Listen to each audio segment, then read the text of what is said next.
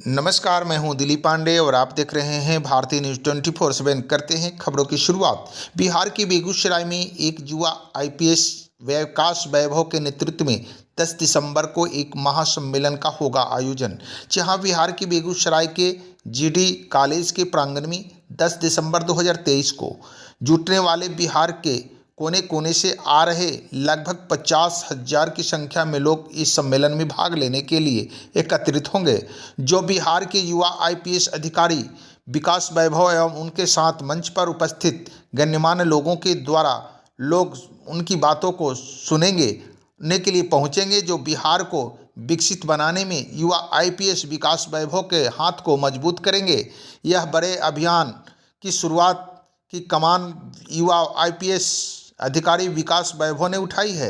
इस अभियान को सफल बनाने हेतु एक सब्सक्राइब, लाइक और शेयर जरूर करें। नमस्कार।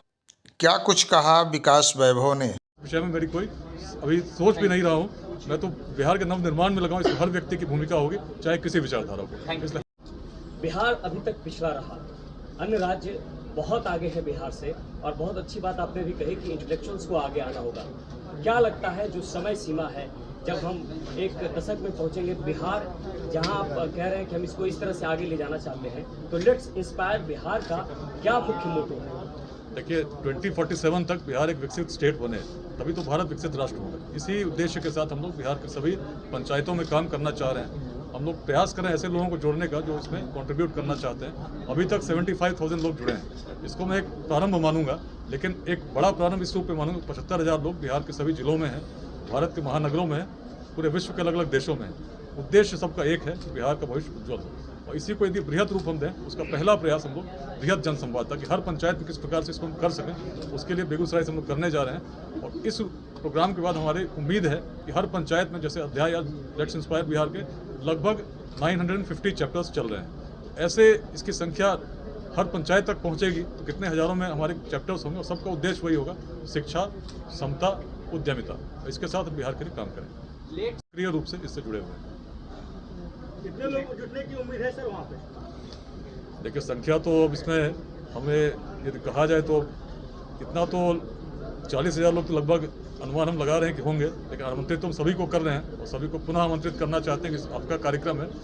निश्चित इसमें आकर ये संदेश दें कि हम जाति धर्म से परे सोचकर बिहार का निर्माण करना चाहते हैं, और इसीलिए हर बिहारवासी को हम इसमें आमंत्रित करते हैं। एक खबर चल रही है जो है नॉन पॉलिटिकल रहेगी या पॉलिटिकल, क्योंकि जब भी पॉलिटिकल पार्टी की बात आ जाती है तो बिहार जातियों में बढ़ जाती है। देखिए, सोच बड़ी है, ये बिहार की सोच है, तो बिहार की सोच किसी चीज़ से बंधी नहीं है। सामाजिक सोच है, इसमें हर वर्ग, हर संप्रदाय, हर व्यक्ति को हम लोग जोड़ने का प्रयास कर रहे हैं। सामाजिक, शैक्षणिक, सांस्कृतिक अभियान है, और इसी अभियान को लेकर हम चल रहे हैं। लेट्स इंस्पायर बिहार जो अपने जीवन काल में बिहार को उत्कर्ष पर स्थापित होते देखना चाहते हैं, जो देखना चाहते हैं कि ऐसा बिहार बने जिसमें शिक्षा और रोजगार के लिए किसी व्यक्ति को बिहार से बाहर जाने की आवश्यकता नहीं हो, तो सभी लोग जुटें, क्योंकि समाज को नुकसान दुर्जनों के दुष्कृत्यों से इतना नहीं होता जितना सज्जनों की निष्क्रियता से होता है। इस आह्वान के बाद धीरे धीरे करके बिहार के सभी जिलों में, भारत के महानगरों में, 13 देशों में ऐसे बिहार के लोग जिनके हृदय में बिहार बसता है और बिहार को कुछ देना चाहते हैं, साथ जुटे हैं। और संख्या 75,000 से अधिक है। 1,000 से अधिक कार्यक्रम बिहार के सभी जिलों में हुए हैं, भारत के अनेक महानगरों में हुए हैं, और हैं जो सोशल मीडिया पर एक्टिव रहे, शिक्षित हैं।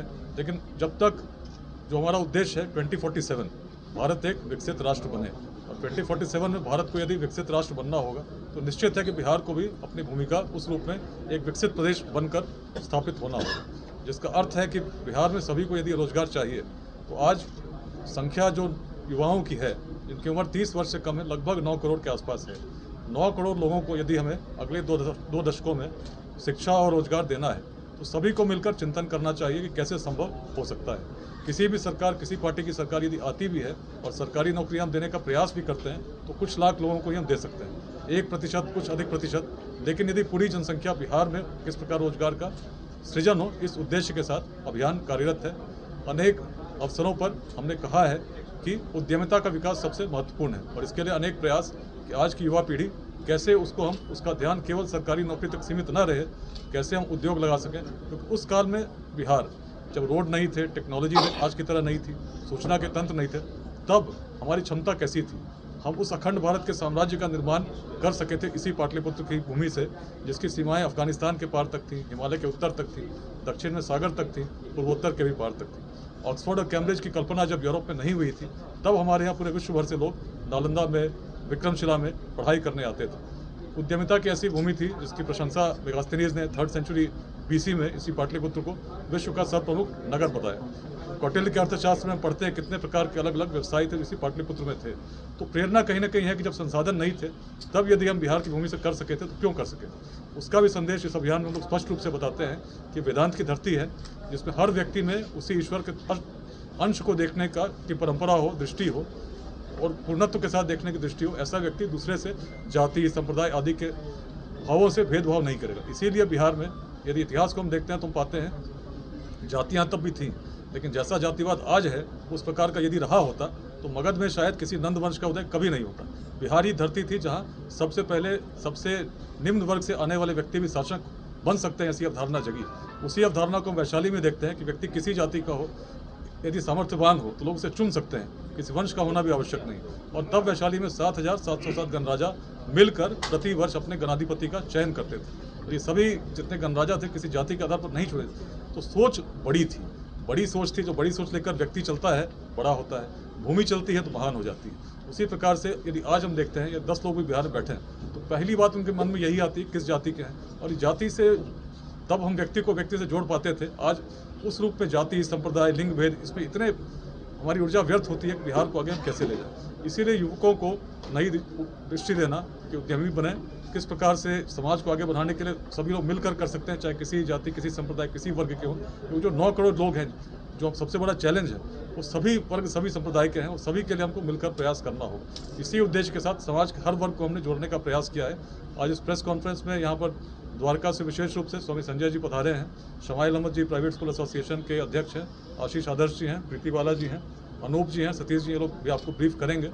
उद्देश्य यही है कि अभी तक जो हम लोगों ने कार्यक्रम किए हैं, छोटे कार्यक्रम के, इस कार्यक्रम से हर गांव, हर पंचायत तक इस संदेश के साथ कि शिक्षा, समता, उद्यमिता सबसे महत्वपूर्ण है। शिक्षा का विकास ज्ञान के लिए हो, क्योंकि यदि व्यक्ति ज्ञानवान होगा तो निश्चित है बेरोजगार नहीं रहेगा। उसके लिए हर स्तर पर सामाजिक प्रयास होने चाहिए। लेट्स इंस्पायर बिहार हम लोग मेंटोरियल स्कूल पहले से ही बात करते रहे हैं। महिलाओं के द्वारा गार्गी पाठशालाएं 14 केंद्रों पर चल रही हैं बिहार के अलग अलग जिलों में, जिसमें वैसे वंचित बच्चे जो स्लम्स में रहते हैं उनको पढ़ाया जाता है। जो डॉक्टर्स जुड़े हैं उनके द्वारा अनेक फ्री मेडिकल कैंप्स लगाए जाते हैं। जो उद्यमी जुड़े हैं, जो व्यवसायी जुड़े हैं, उनके द्वारा अनेक लोग स्टार्टअप समिट्स किए जाते रहे। आप भी कई ऐसे समिट्स में भाग ले चुके हैं। अलग अलग शहरों में अलग अलग अध्याय जुड़े हैं। बेंगलोर अध्याय से जुड़े लोगों ने सॉफ्टवेयर क्लब स्थापित किया है, जो बिहार में IT स्टार्टअप्स कैसे हों उसके लिए हम लोग काम कर रहे हैं।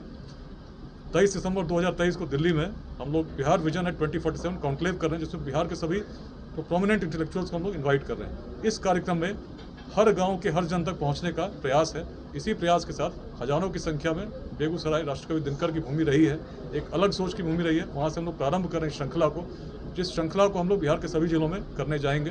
पहला प्रारंभ बेगूसराय से कर रहे हैं, अगला 20 जनवरी शाहाबाद में, आरा से हम लोग इसको प्रारंभ करें। दूसरा कार्यक्रम होगा और ये श्रृंखला चलती रहेगी। तो नमस्ते बिहार इसका संदेश है।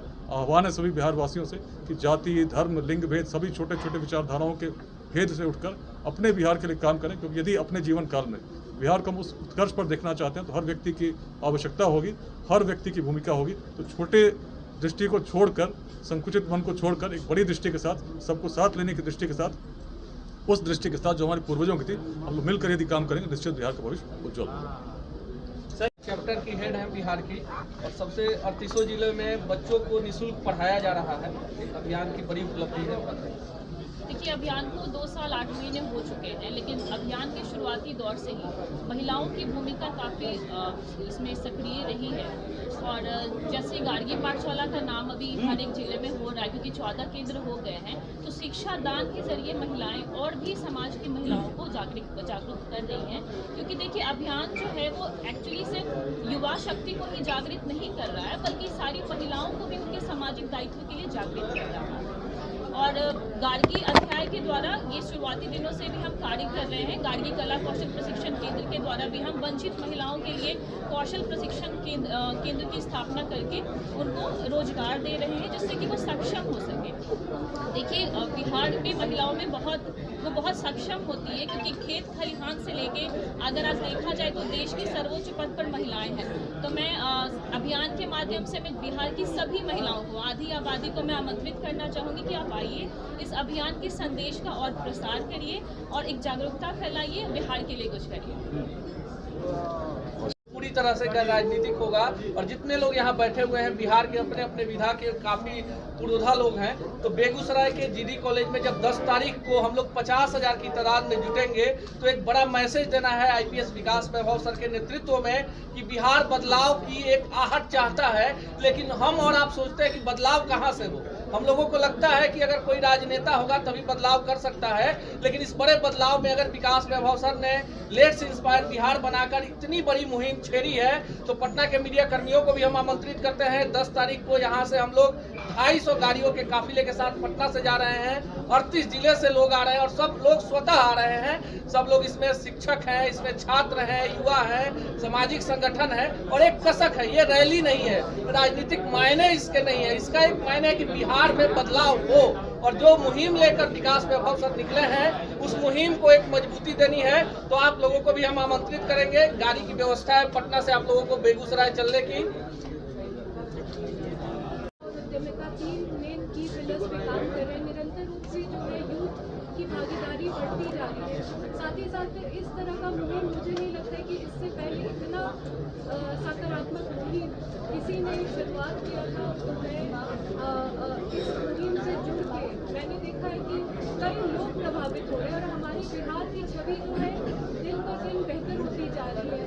और सर के नेतृत्व में हम बहुत अच्छा काम कर रहे हैं। जन जन का ये मुहिम है, ये बस हमारा मेरा तुम्हारा मुहिम में हम सबका मुहिम बनता जा रहा है। और अभी जो हमारा बेगूसराय में 10 तारीख को कार्यक्रम होने वाला है, जन युवा संवाद नमस्ते बिहार के नाम से, मुझे पूरा विश्वास है इससे बहुत बड़ा बदलाव आने वाला है। आने वाले दिन में हम देखेंगे कि हम ज़्यादा से ज़्यादा लोगों को और टच करेंगे और बिहार की छवि को और बेहतर रूप से निखारने में, इस मुहिम को आगे बढ़ाने में एक बहुत ही सकारात्मक मूड मिलेगा। धन्यवाद।